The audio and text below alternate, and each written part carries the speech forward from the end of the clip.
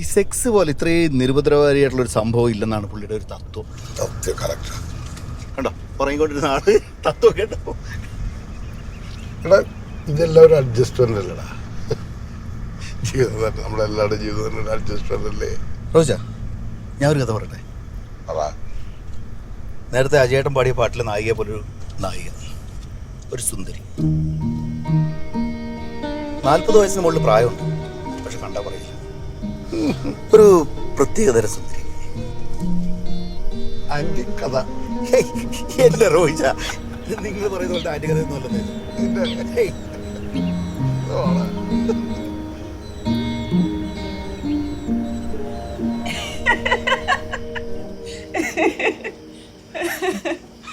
എൻ്റെ മഹാനെ, നിന്നെ ഞാൻ നമസ്കരിച്ചു. എൻ്റെ കൃഷ്ണ, ഈ ചെക്കനെ കൊണ്ട് ഞാൻ തോറ്റു. അത് തീർക്കുന്നുണ്ടോ?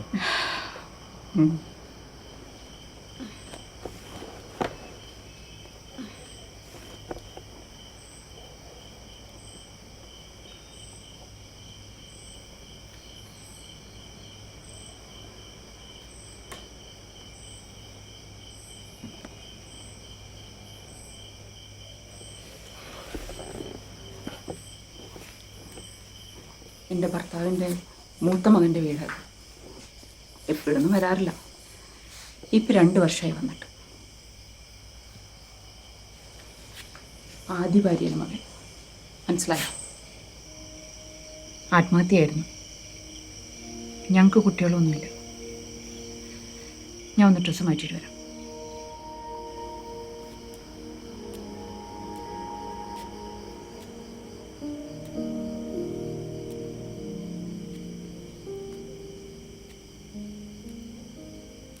എൻ്റെ ഒരു ഇഷ്ടത്തിന് പണിതുകൊണ്ടായിരിക്കാം. ഇതാണ് എൻ്റെ ഒരു ഫേവറേറ്റ് ഹോം. ടൗണിൻ്റെ തിരക്കുകളുമില്ല. പിന്നെ എൻ്റെ ഒരു വേ ഓഫ് ലിവിങ്ങിന് പറ്റിയ ഒരു സ്ഥലം ഇത് തന്നെയാണ്. എൻ്റെ ഫ്രണ്ട്സിനും ഇവിടെയൊക്കെ തന്നെയാണ് ഇഷ്ടം. നീ ആ മുറിയിൽ എൻ്റെ പെയിൻറ്റിങ് എവിടെ വെക്കണമെന്ന് പറ പ്ലീസ്. നല്ലൊരു സ്ഥലം സജസ്റ്റ് ചെയ്യൂ. ഈ വീട് പണി കഴിഞ്ഞപ്പോഴാണ് അവൻ എന്നെ മനസ്സിലായത്. You know what he said? You are not a make critic or a journalist, but a true artist. അവൻ്റെ അച്ഛൻ്റെ ഫാമിലിയിൽ എല്ലാം ബ്യൂറോക്രാറ്റ്. പക്ഷേ അവൻ കുറച്ച് സെൻസിബിളാണ്.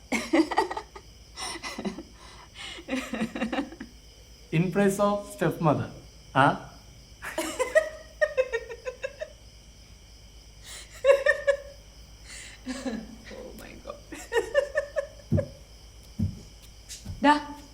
ഇതെങ്ങനെയാണ്? ഇഷ്ടപ്പെട്ടോ?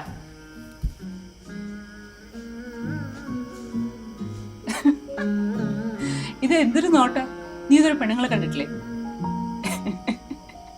നല്ല ഭംഗിയുണ്ട് ചേച്ചി, അതുകൊണ്ട് നോക്കിയാ.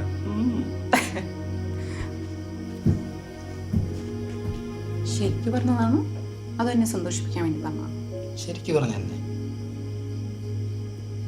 എന്നാ പറ, എന്നെ കണ്ട എത്ര പ്രായം? പറയട്ടെ, ചേച്ചിന്ന് വിളിക്കാൻ തോന്നില്ല. പോടാ.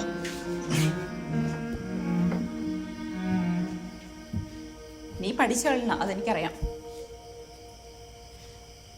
ഇത് ഞാൻ കഴിഞ്ഞ ആഴ്ച പാരീസിൽ വാങ്ങിയതാ, ഒരു ലിറ്ററലി മീറ്റിംഗ്. പറഞ്ഞ പോലെ ഞാൻ അതിനെപ്പറ്റി എഴുതി നീ വായിച്ചായിരുന്നോ? ഇല്ല.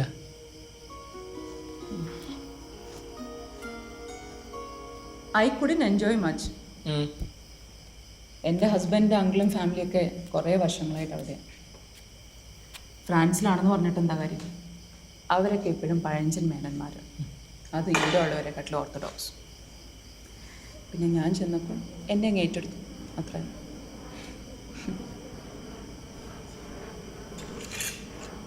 ഞാൻ പറഞ്ഞില്ലേ, മൂപ്പരുടെ ഫാമിലി അല്ലെങ്കിലും അങ്ങനെ തന്നെയാണ്. കൊളോണിയൽ ടൈമിൽ ബ്രിട്ടീഷ് ഭക്തന്മാരായിരുന്നു. പിന്നെ ഇന്ദിരാഗാന്ധി, നെഹ്റു എന്നീ ഫാമിലിയൊക്കെ ആയിട്ട് അവർക്ക് വലിയ അടുപ്പമായിരുന്നു. ഈ സ്വാധീനം നിലനിർത്താൻ വേണ്ടിയിട്ടാണ് വിവാഹ ബന്ധങ്ങൾ പോലും ഉണ്ടാക്കിയിരുന്നത്. പിന്നെ ഞാൻ മാത്രമേ ഈ കുടുംബത്തിൽ ഒരു റിബലുള്ളൂ. അതുകൊണ്ടെന്താ, ഈ മേനന്മാർക്കും അന്തർജനങ്ങൾക്കൊക്കെ എന്നെ കണ്ട ഭയങ്കര കോൺഷ്യസ് ആവും. വെള്ളം.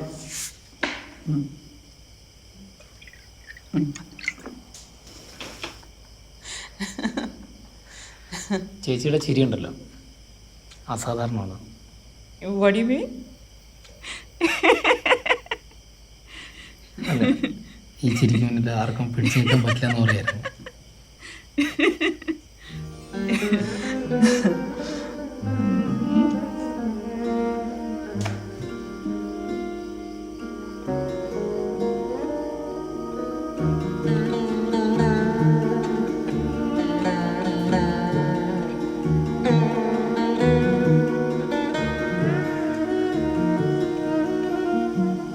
എനിക്കറിയാം, ഇപ്പോഴത്തെ ഒരു കാര്യസാധ്യത്തിന് വേണ്ടി നീ എന്നെ ഇങ്ങ് സൂപ്പിക്കുന്നതല്ലേ. ആണോ? അങ്ങനെയാണോ തോന്നിയത്? ദേഷ്യം വന്നു. ചെക്കൻ്റെ മുഖം നോക്ക്.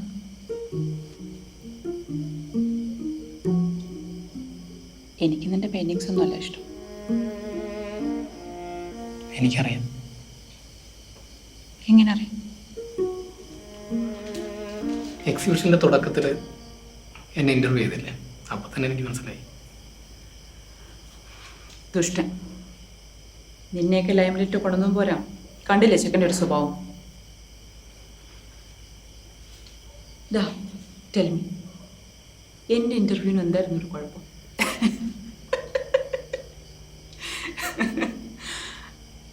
നിൻ്റെയൊക്കെ ഒരാളുടെ ഐഡൻറ്റിറ്റി പുറത്തു കൊണ്ടുവന്നത് ഞാനല്ലേ?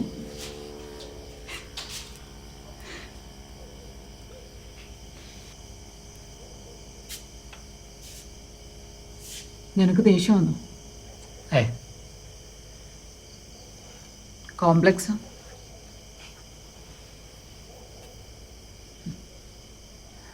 വാ വാ.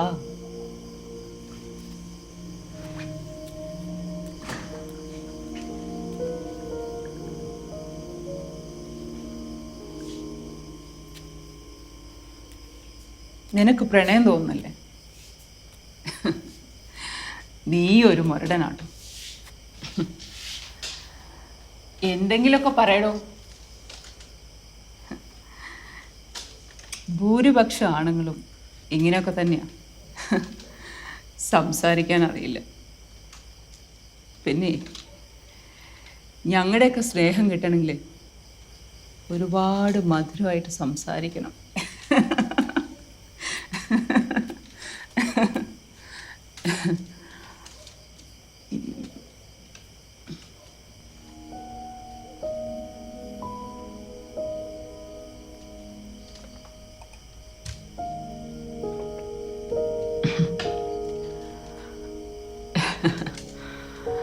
എൻ്റെ ഹബ്ബി ഇങ്ങനെയൊക്കെ തന്നെയാണ്.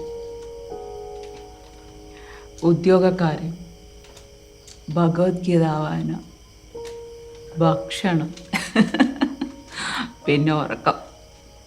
ഒരാറ് ബോറൻ സാധനം. അവരുടെ വീട്ടിൽ എല്ലാ മേനന്മാരും ഇങ്ങനെയൊക്കെ തന്നെ.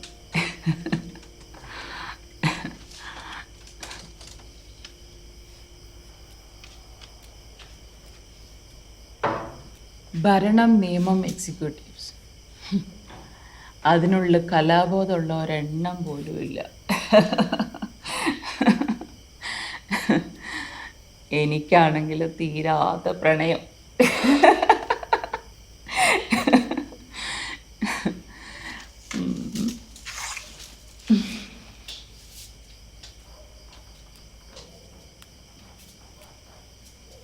നീ എന്തൊന്നും മിണ്ടാത്ത? ഞാൻ പറയുന്നത് കേട്ടിട്ട് ദേഷ്യം വരുന്നുണ്ട്? ഞാൻ കേൾക്കില്ലായിരുന്നു. കേൾക്കുന്നേ ഉള്ളൂ. കാണുന്നുണ്ട്. എന്ത്? നിന്നെ. ശരിക്കും കാണുന്നു?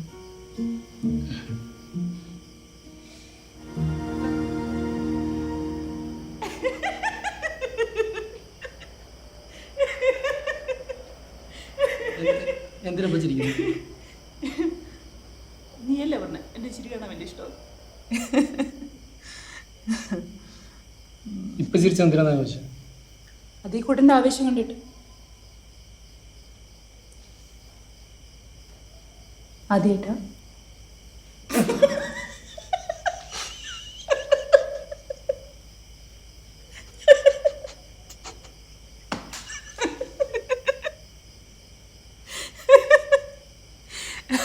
Oh my God.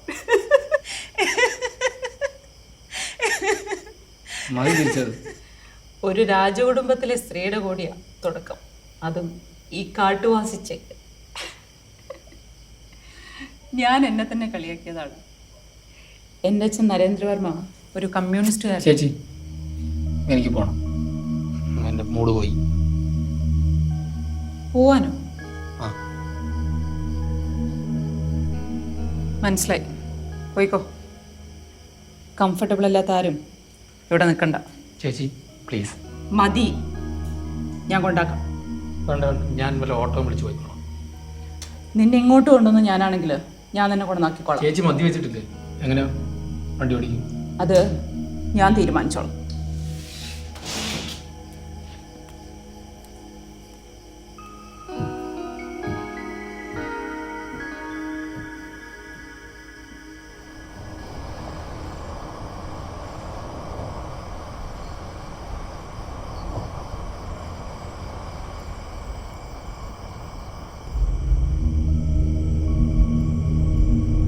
ചേച്ചി ഒന്ന് മര്യാദയ്ക്ക് ഓടിക്കും, അല്ലെങ്കിൽ വണ്ടി നിർത്തും. ഞാൻ ഇവിടെ നിന്ന് എങ്ങനെയും പോയിക്കോളാം.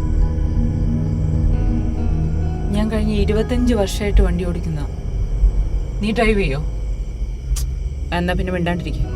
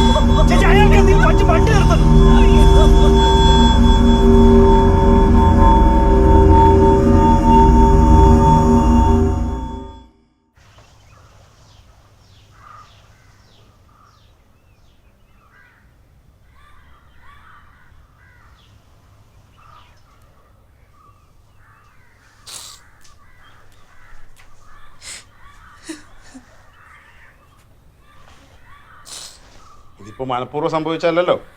വരട്ടെ, നോക്കാം. എല്ലായിടത്തും നമുക്ക് വേണ്ടപ്പെട്ടവരുണ്ടല്ലോ.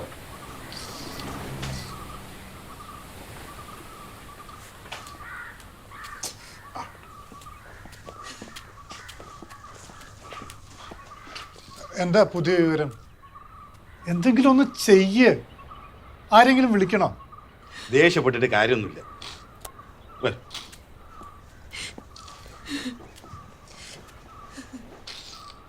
ഇന്റീരിയർ ഡിസൈനിങ്ങും പെയിന്റിങ്ങും. രാത്രി എത്ര വിളിച്ചതാ നിന്നെ? നിന്റെ പേരെന്താ?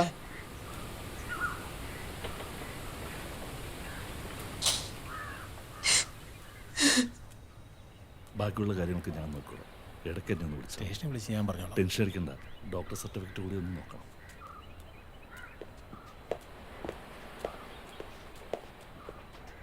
ഹോസ്പിറ്റലിൽ എത്തുന്ന മുമ്പ് ആള് മരിച്ചു. കുറേ നേരം ആരും കാണാതെ റോഡ് കടന്നല്ലേ. കാറ് തിരിച്ചറിഞ്ഞാണ് പ്രശ്നം. അല്ല, എത്ര പേർക്കറിയാം? കൺട്രോൾ റൂമിൽ 2-3 പേര്. അതൊക്കെ ഒതുക്കാവുന്നേ ഉള്ളൂ. ആരാ ഡ്രൈവ് ചെയ്തെന്ന് അറിയാൻ പറ്റും? ഇല്ല.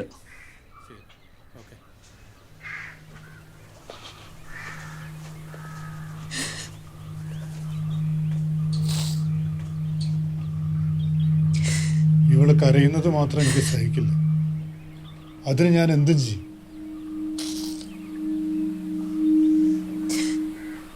എന്താ ചെയ്യേണ്ടതെന്ന് പറ. ഇവിടെ ഈ കുടുംബത്തിന്റെ പേര് പുറത്തു വരരുത്. വണ്ടി നടത്തിയിട്ടില്ല, കൊലപാതകമാണ്. അതിന് വേറെ വഴിയുണ്ട്, പറഞ്ഞുതരാം. കരയണ്ട, എന്തെങ്കിലും ഒരു വഴി ഉണ്ടാക്കാം.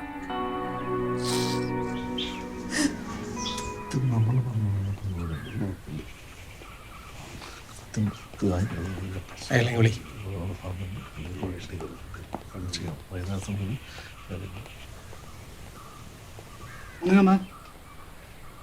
കാര്യം പറയാനാണ്.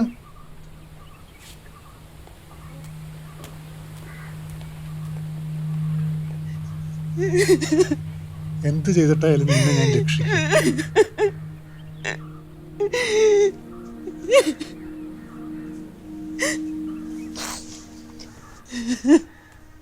കുറ്റം ഏറ്റെടുക്ക ഒരാൾ, നീ കുറ്റം സമ്മതിച്ച കാര്യം എളുപ്പമായി. ഒരാഴ്ചക്കുള്ളിൽ ജാമ്യത്തിൽ ഇറക്കാം. ഞങ്ങളൊക്കെ ഇല്ലേ, കേസ്, കോടതി, ഇതൊക്കെ വലിയ പ്രശ്നമാണ്. മന്ത്രിസഭയിലും പോലീസ് ഡിപ്പാർട്ട്മെന്റിലൊക്കെ ഇവർക്ക് നല്ല പിടിപാടല്ലേ. ഒന്നിനും ഒരു പ്രശ്നമില്ല. ഒരു രാഷ്ട്രീയക്കാരനും നിനക്കെതിരെ ഇടപെട്ടില്ല. പോരെ? നിനക്ക് വേണ്ട സംരക്ഷണം നമ്മൾ നൽകിയില്ലേ? പിന്നെന്താ? കൂടാതെ നല്ലൊരു തുക ഓഫറായി നമുക്ക് ചെയ്യും. നീ നിന്റെ കുടുംബം സേഫ് ആയില്ലേ? അതെ. ഞാൻ ചേച്ചിയോട് നിർത്താൻ പറഞ്ഞത്, പക്ഷെ ചേച്ചി കേട്ടില്ല. ഞാൻ എന്ത് ചെയ്യാം? ഇപ്പൊ സംസാരിക്കേണ്ട വിഷയമാണത്. മനുഷ്യന്റെ വീട്ടുകാരായിട്ട് നമ്മൾ സെറ്റിൽമെന്റ് ചെയ്തു. പൈസ കിട്ടിയ ആർക്കാ വേണ്ടാത്തത്? അപ്പൊ നിർത്തിയിരുന്നെങ്കിൽ അവരെ എങ്ങനെങ്കിലും രക്ഷിച്ചുകൂടായിരുന്നു. നീ നിന്റെ കാര്യം നോക്ക്.